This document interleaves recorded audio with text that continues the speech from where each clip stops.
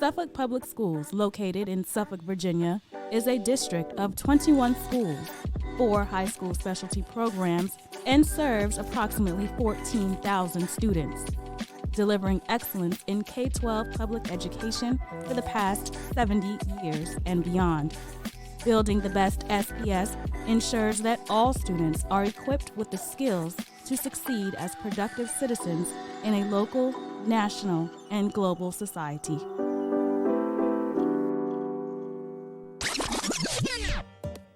Hello, everyone, and welcome to Season 2, Episode 2 of our SPS STARCast series. October was first declared as National Bullying Prevention Month in 2006. Bullying Prevention Month aims to promote kindness, acceptance, and inclusion while encouraging nationwide support of bullying prevention. Joining our discussion today, we have Dr. Angela King, Coordinator of School Counselors, Miss Cynthia Devers, Coordinator of Social and Emotional Support, and Miss DaLea Sneed, our School Counselor of Auxiliary Programs. Thank you, ladies, for taking the time to share information with us on bullying, examples of bullying, and providing resources and information to our parents, students, and staff. So we'll go ahead and get right into it. I want to first introduce Dr. Angela King, and then later we'll speak with Miss Sneed and Miss Devers. Thank you, Ms. Dickens, for having me today. As you know, part of SPS's strategic plan is to ensure that our students learn in a supportive, safe, and nurturing environment. School counselors play an integral part of that. They support this in several ways. We train and advise students and teachers and families to learn respectful conduct for classroom interaction, and we model those behaviors for our kids. We also help our students to develop social and emotional skills. We do this through individual counseling, small group, and classroom guidance lessons. We teach our kids how to handle challenges so that they can calm themselves, so that they can maintain positive friendships, and resolve conflicts themselves. We also collaborate with teachers and administrators. We do this by supporting plans in the building to support our kiddos for bullying behaviors, bullying prevention, friendship skills, conflict resolution, and things like that. And lastly, we connect our students and our families with outside mental health providers. So sometimes you might have a kiddo that needs the additional support that we can't provide as school counselors. Mm-hmm. It could be the bully or the one that is being bullied. And so they could teach conflict resolution skills or things like that. Well, Dr. King, thank you so much for taking the time out to share such important information with us. Thank you, Ms. Dickens. Absolutely. Next, we will speak with Miss Cynthia Devers as well as Miss DaLea Sneed.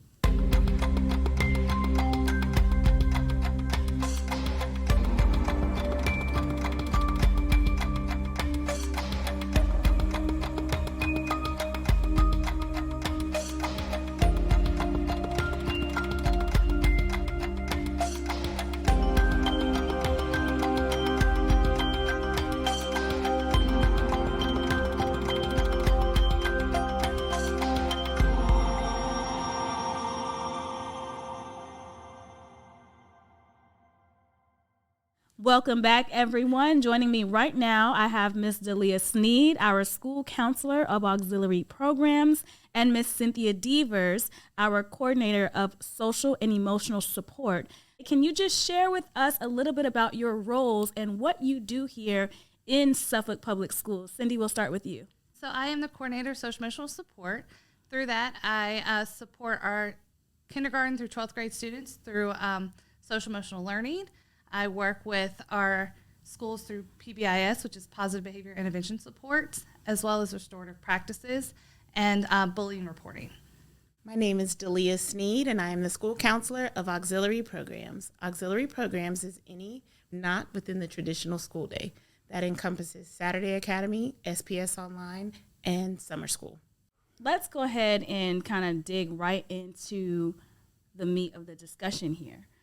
We know that bullying is an issue that is not faced just here in Suffolk Public Schools or just in public schools, period. It's an issue nationwide within schools all over as well as within our communities.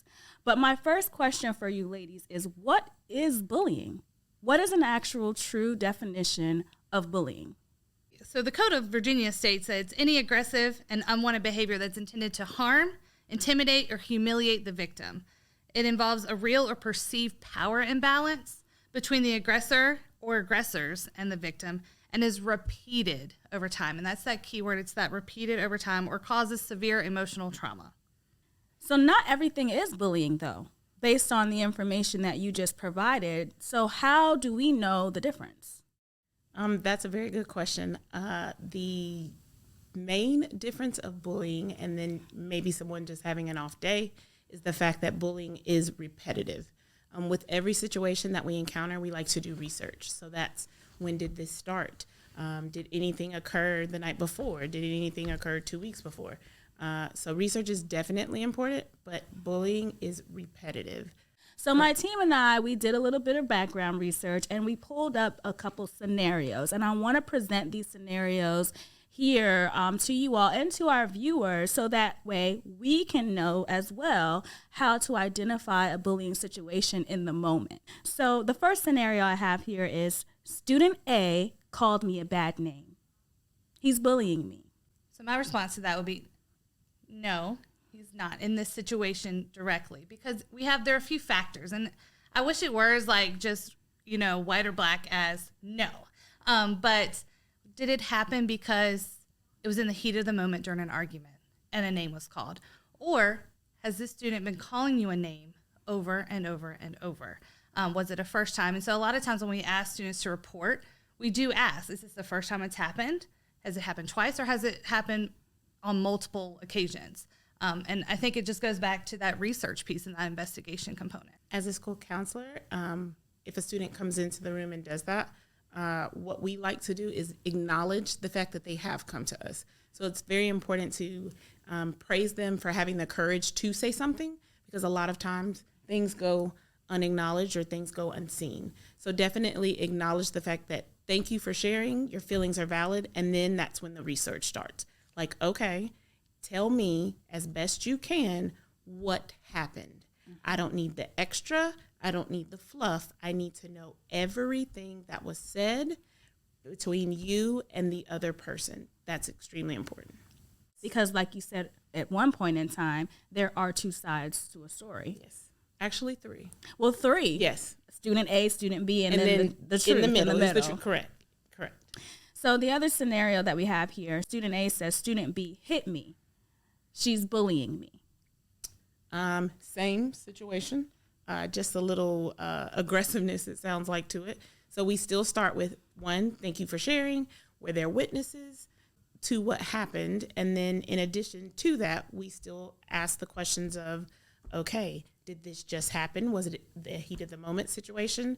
Sometimes we have to do research that involves the internet, or sometimes we do have to get parents involved to see if, did something happen? Did they report something to you? I just think going backwards, and it's like putting a puzzle together. So you have to put the pieces together to figure out what the issue really is and then how to resolve it. Right. And I think going back to that too, along with the reporting, so we're able to identify who that aggressor was, because while they might have only hit you that one time, do we have enough documentation to show that this student is going around hitting multiple people? Is there a pattern in that? Not saying that if it did just happen that one time that student is not going to have a consequence. There will be consequences, for the hitting, but to really be considered bullying, there's got to be a little more to that. There has to be that repetitiveness in the behavior. Correct. Now, once you go back and you do get both sides, I'm pretty sure that oftentimes you tend to disclose that there has been poor choices made on both sides. Correct. There is a difference between bullying and cyberbullying. Can you guys share some information on how you would define cyberbullying? It could happen in gaming, social media, websites, chatting, texting. So anywhere that it can be posted somewhere, The scary part with cyberbullying is it becomes repetitive in its nature, especially if it's on social media, because while it might have just been sent to that one person, then it gets shared around. What's out there, we try to tell our students what's out there, it can't be taken back. And that ends up causing even more damage, I think, emotionally to our students than regular bullying. Correct. Cyberbullying is very real. It happens a lot of times without us even realizing it. Like she said, it just being passed from person to person to person. And sometimes you don't even have to have a text that says, hey, I don't like you. It could be a video. It could be a meme that is sent to you constantly over and over again. It's a very real thing. And I think a lot of times our students don't even register that it's happening. And it's something that we see a lot. So these are actually the most common places where cyberbullying occurs. Social media, as you mentioned, such as Facebook, Instagram, Snapchat, and TikTok. Text messaging, group chats, messaging apps such as GroupMe, WhatsApp as well, or any sort of other mobile or tablet devices. Instant messaging, direct messaging, so that's DMs on Facebook or on Instagram, as well as online chat rooms or forums such as Reddit. We have regular email, and then the one that I think that gets overlooked is the online gaming communities. Definitely. How often do you see that happening? We see that a lot, especially with our younger students. And so a lot of times you will see instances where students will report, hey, this person is saying this to me. They said they're going to come to my school and do this, or they, live beside of me. And once you get into those things, you'll find out this person doesn't know this child at all, or this person is much older than this child. So then that becomes a sticky situation. Online gaming definitely has a cyberbullying aspect to it. I would agree with that. And I think it's one of the hardest to identify, especially, as a parent checking a phone or things like that. That's one of the last places you even think to look at first. And then being able to go back into a gaming system to determine what was said, it's very difficult. So with cyberbullying in Suffolk Public Schools, is there a difference in how it's handled if the incident is occurring in our school buildings or outside of our school building? I think the overall process of the investigation, the research, and how administrators handle it, it's the same. Because at the end of the day, a lot of time the devices that are used, the things that are said, it starts for the most part outside of school. And so we can do what we can do as a school system and as a school, and then suggestions or highly recommended opportunities are given to students and parents to seek growth in cyber activity and cyber knowledge. But as far as overall handling, I believe it's done the same way. And when it becomes something that's being passed around during the school day and it becomes a disruption to the school environment, it's definitely handled in a way like we're able to follow that code of conduct through that. It is a fine line of where that crosses, and it goes back to that investigation, the research to determine the pattern and when it's happening. So now if a student is being bullied, what should they do? First, tell someone. We don't know because we don't know. Inform if it's happening in school, let a trusted adult know. It could be the custodian, it could be a principal, it could be the school counselor. Let someone know. If it happens and the student is at home, tell a parent. Once that parent is notified, they can reach out to us and say, hey, here's what I'm told is happening. I'd like to figure out what's going on. And that can be done through email. That can be done by a phone call. That can be done by setting up an appointment to meet with someone at school. So in all of our schools, we have our bullying reporting posters, and that has an anonymous tip line because sometimes students don't report because they're afraid that someone else is going to find out that they were the ones reporting. So we do have an anonymous tip line. On that poster is also a QR code that goes to our Google form. As soon as it's filled out, it comes directly to SAO. We get an alert, and we send that directly to the school administrators to begin investigation. They are required by the Code of Conduct to have investigations and reach out within the 5 days that the report is made. That can also be found online on our SPS website. But definitely let someone know. Don't let it go unnoticed because many times we find out after it's been happening for way too long. So don't let it go unnoticed, and then also don't decide to take action yourself. Correct. That's extremely important. As a school counselor, we see that a lot of times. I couldn't take it anymore, so this is what I did. And again, every action has a reaction. So if you feel like you're going to do something or you don't know what to do, let someone else know that you trust, and that person can be an advocate for you. And we do have other students who will speak up for another student and say, this is what's going on. I've seen it myself. Can you help my friend? And that's perfectly fine. And I think that's a huge part, too, is encouraging when you see something, say something. That it's not just if it's happening to you. If you see it happening, be that friend. Even if it's not a friend of yours, just step out and let somebody know. Because hopefully you're not, but we don't want you to be the next person that becomes a victim when we want to make sure that everyone is safe. Mm-hmm. So speak up, be a friend, and get an adult. Absolutely. Correct. What can parents do in-house to help reinforce some of these bullying prevention methods? I think one thing that is extremely important is to talk with your students. Just like you said, speaking up, being a friend to other people. We all have something. We are all at risk of something at some point in our lives. So if you just take a step back and consider, maybe I've had a rough day, maybe I'm not the greatest at something. Just consider who you are as a person and what you would want for yourself, and be that to other people. Just self-affirmation, self-love, be kind to other people. We don't know what other people are going through, just like they don't know what we're experiencing. So I think starting with that can combat some of the things we see in everyday school life. With the cyberbullying, pausing before you post, put yourself in that situation. If this was being posted about you, how would that make you feel? And really having those conversations with your students and just making them think through some of that.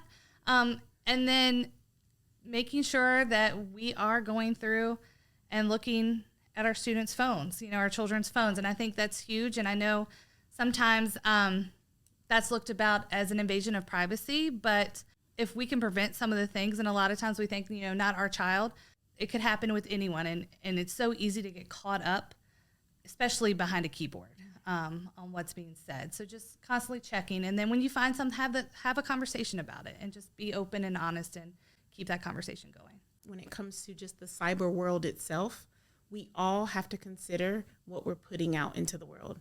In the moment, it may not be the best thing to post that online.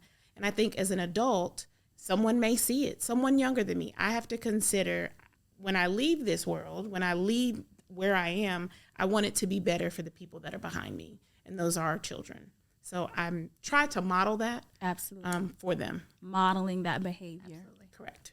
And a lot of times as adults, like you mentioned, we fail to do so because we find ourselves engaging in those negative conversations, actually expressing those negative behaviors. Yeah. A lot of times when an incident may occur in the school system, parents may look at school administrators or school counselors and feel as though you should be doing more. What you've done to address this situation just isn't enough. Can you share some insight into just how maybe incidents are reported or responded to or handled? As a school counselor, when we are given information, we are the soldiers of the situation. So we try to find out and get as much information as possible. In my realm of what I can do, I do that. Do that to the best of my ability. Then there are some instances where I can fix it right then. I have that ability, and then I still make my administrator aware, but if I can fix it, I fix it. If there are instances where I can't, and I let all parties know, this is bigger than my scope of practice. And that is okay. I think that is very important to let students know, because as a student, when you want help, or anybody, when you want help, you want help. And I think you can fix it, and you can fix it right now. It's not always the case. So I will let them know, this is bigger than me. That's okay, though. I know someone who can help. Right. And we go get that person. We handle the situation, and then sometimes it's bigger than them, and then we have to get more help, and that is okay. Help is okay. Earlier regarding the reporting, the bullying reporting, so that comes, like I said, directly to central office. Central office relays that to the principals and administrators, so now we are in communication together with how that is going. Base everything on our student code of conduct. So in that student code of conduct, which can be found on our school website, it lists out exactly like bullying with injury, bullying without injury. I mean, it really breaks it down into what level of consequences occur and what steps happen from that. If you're unsure as to why, just ask, and sometimes, like you were saying, like sometimes we do wish it could be more, but it just kind of depends. But I think it goes back to that honesty and openness in the witness statements and being forward in the full investigation process. And when I'm working with a student and saying, hey, this is what we have to let your mom, your dad know if we get to that point, this is the time to be honest.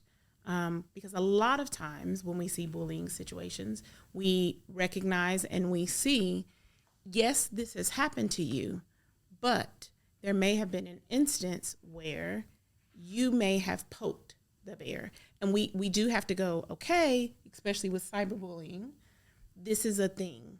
So we've got to squash it on all sides, not just one, just all together if we can. And that goes back to what we said earlier, where if you do enough digging and you do ask the right questions, it will be determined that there has been wrongdoing on both sides. So, Cindy, you're in charge of all things SEL. So we'll get to some of our social and emotional check-ins and practices in just a moment. But one thing that I do want to point out is how our students' backgrounds and some of the things that they may have experienced at home can play into the negative behaviors that we're seeing at school. Ms. Sneed, can you share with us maybe some of the challenges that our students may be facing that we are unaware of, such as maybe they don't know how to have a difficult conversation? Correct. So a lot of times the expression is used, hurt people hurt people. And it is very true. You may have had a circumstance at home that no one knows about. And so because of that, what you saw, you reenact when you get to school.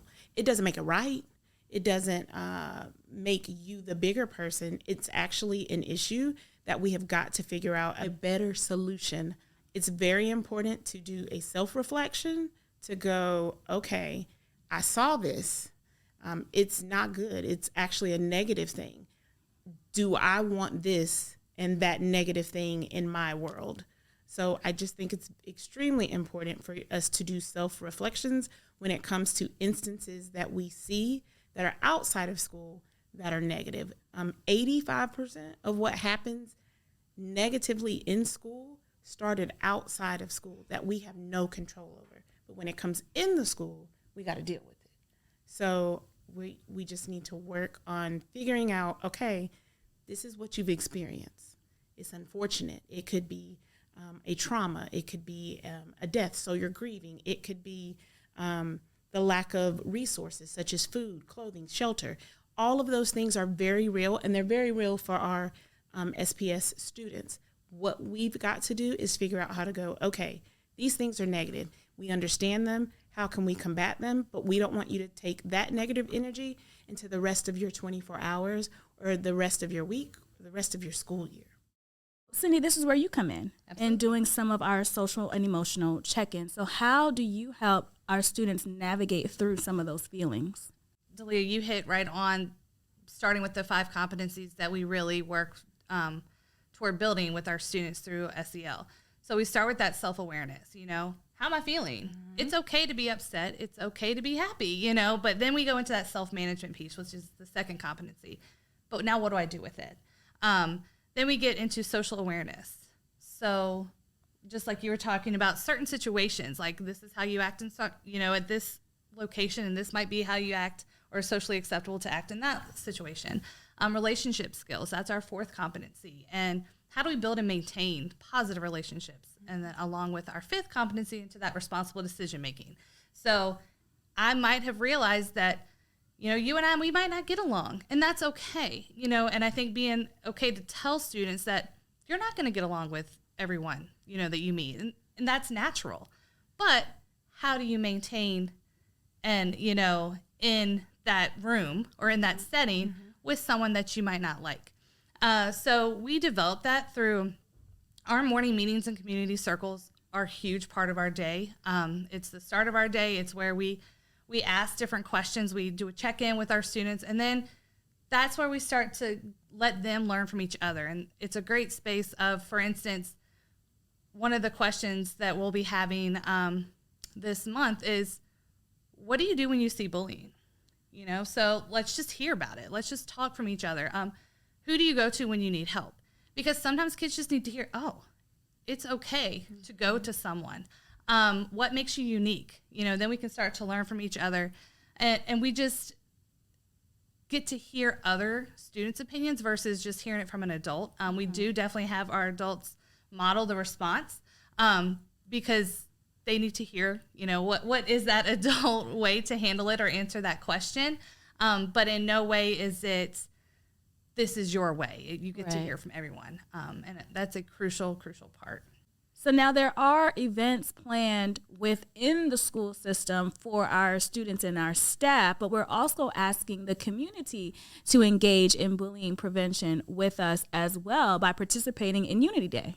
We're just, you know, taking a stand to come together, stomp out bullying, and just really come together and be united to improve change and make change. One of the things that you can do as a community is a pay it forward. So if you happen to get breakfast, you pay for the breakfast behind you, or you tip someone extra. Just something to say, we're human. I may not necessarily know what you're going through, but I'm going to acknowledge that I can respect you. Hopefully we can continue throughout the rest of the year and also the rest of the school year. Absolutely, because that is the goal ultimately, you know, to instill some of these practices and behaviors, not just for this month alone, but as lifestyle practices. Correct. Awesome. Well, again, you know, I just want to say thank you, ladies, so much for taking the time out to share such important and necessary information with us, to provide us with the resources that we need and that our community needs to know that we are doing things to combat bullying in Suffolk Public Schools. Thank you. Thank you for having me. Absolutely. All right. Thank you all for listening and for watching today. Stay tuned for episode 3 of our SPS STARCast series.